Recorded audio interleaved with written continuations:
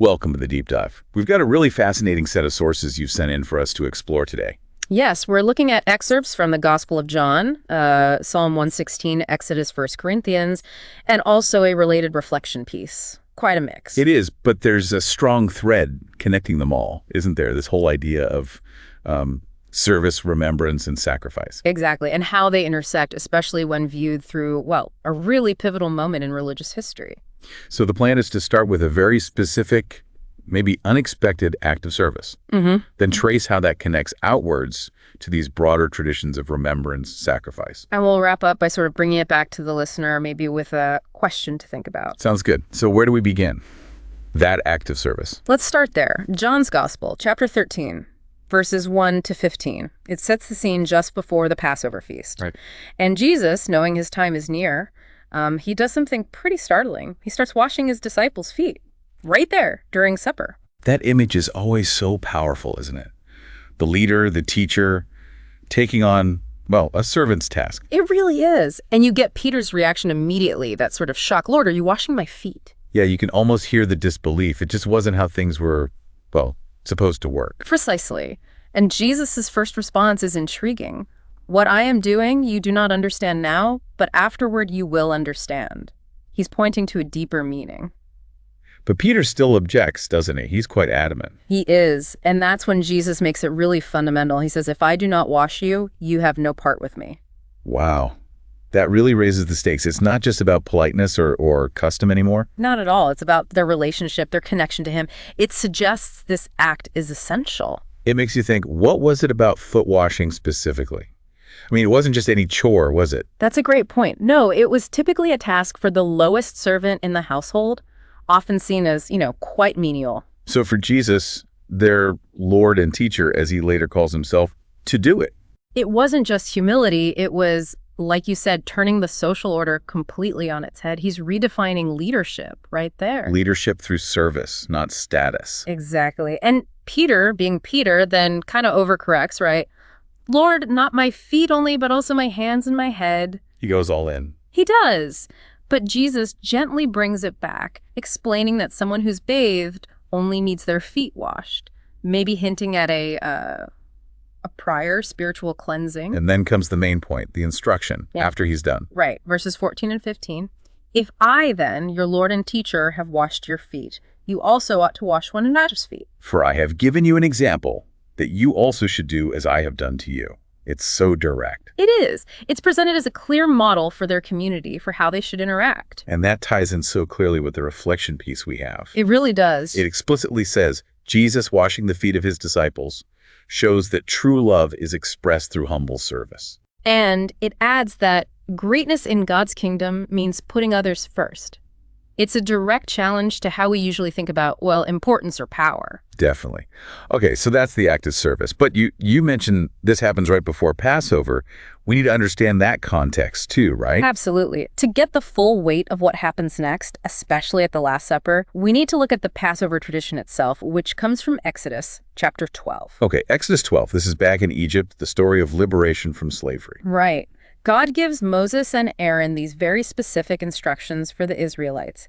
They need to select a lamb, a year-old, male, without blemish. Each household, or maybe a few households together if they're small. Yes, and they keep this lamb until the 14th day of the month. Then the whole community slaughters their lambs at twilight. And the crucial part, the blood. What do they do with the blood? They're told to take some of the blood and put it on the two doorposts and the top part of the door frame of the houses where they'll eat the lamb. And this blood acts as a sign. A sign of protection.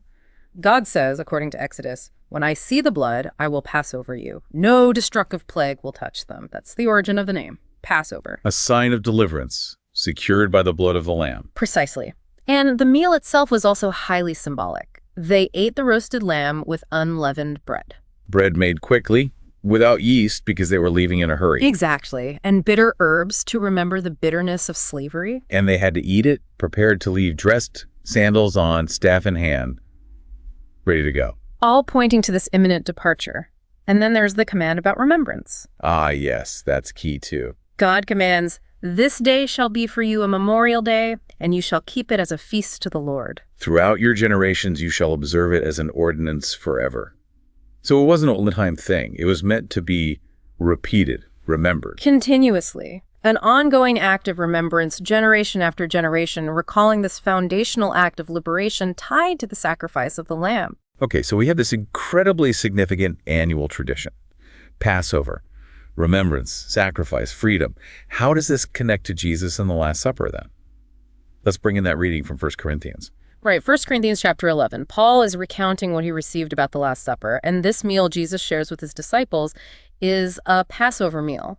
So they're already in that mindset of remembrance and sacrifice. Exactly. But then Jesus takes two familiar elements of the meal, the bread and the cup of wine, and gives them a completely new meaning. He takes the bread, gives thanks, breaks it, and says, "This is my body, which is for you. Do this in remembrance of me." That phrase again, in remembrance of me. Yeah. Just like the Passover command. Precisely. Then, after supper, he does the same with the cup. He says, "This cup is the new covenant in my blood. Do this as often as you drink it in remembrance of me." A new covenant. What does that mean exactly in this context? Well, think of a covenant as a solemn agreement, a promise, usually between God and people. The old covenant was associated with Moses and the law. Here, Jesus is saying his sacrifice, his blood, is establishing a new agreement, a new relationship. Sealed by his own sacrifice, just as the old Passover was linked to the lamb sacrifice. Exactly. He's directly linking his impending death to this powerful tradition, but transforming it. And the instruction is repeated. Do this in remembrance of me.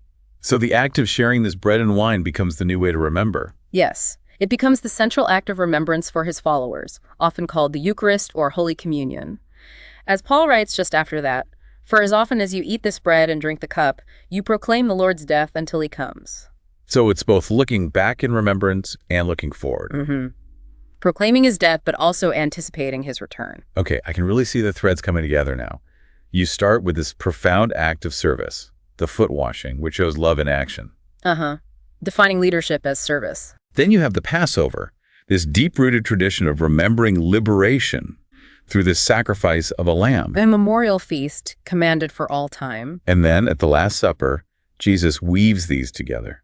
He uses the Passover framework, but points it towards his own sacrifice, establishing a new way to remember, a new covenant based on his body and blood. You've got it. Service, remembrance, sacrifice. They're all intertwined in these events. The Passover lamb sacrifice brought physical liberation from Egypt. And Jesus' sacrifice, understood through this lens, is presented as bringing spiritual liberation. Yes, and both are tied fundamentally to these ongoing acts of remembrance, ensuring the significance isn't lost over time. This makes Psalm 116 feel very relevant here too. It really does, especially verses 12 and 13. The psalmist asks, "What shall I return to the Lord for all his goodness to me?" It's that sense of overwhelming gratitude, wanting to respond somehow. Exactly. And the answer. I will lift up the cup of salvation and call on the name of the Lord. That image of lifting the cup resonates strongly after looking at the Last Supper. Yeah, it really does. And then verse 15, "Precious in the sight of the Lord is the death of his faithful servants." It speaks to the value placed on that ultimate sacrifice within this understanding. The whole psalm kind of captures that feeling of awe, maybe even indebtedness, and the desire to give thanks in a meaningful way. And circling back again, the reflection really grounds all of this. It brings it right back to our own lives. It does. It repeats that call. Let us follow his example by loving and serving one another without expecting anything in return. It connects the grand theological ideas right back to that simple yet profound image of Jesus kneeling with the towel and basin. So putting it all together, we see service, that foot washing, not just as, a nice gesture, but as the defining characteristic of love and leadership in this context. Right. In remembrance through Passover. Then the Eucharist becomes the way people stay connected across generations to these core events of sacrifice and liberation. And sacrifice itself, whether the lamb or Jesus, is presented as the ultimate expression of love, the cost of that freedom and new relationship. So it's not just history we're talking about. The implication is that these principles, service, remembrance, acknowledging sacrifice, are meant to be active in our lives now. Absolutely. It's about how these ideas shape our actions and attitudes today, which leads us directly to that question posed in the reflection. The challenge for us, for everyone listening. Yes. Who can you serve today with humility and love following the example of Jesus?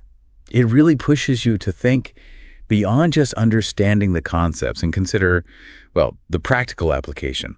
How does this look in my life right now? It's an invitation for personal reflection. How can these ancient, powerful themes find expression in your own relationships, your own community? So maybe that's the thought to leave everyone with. As you go about your day, perhaps consider that question. Think about how acts of service, maybe even small ones, create those ripples connecting us to others, remembering what's truly important and echoing that deep sense of love and sacrifice we've been exploring. A powerful connection across time, lived out today. Thank you for taking this deep dive with us.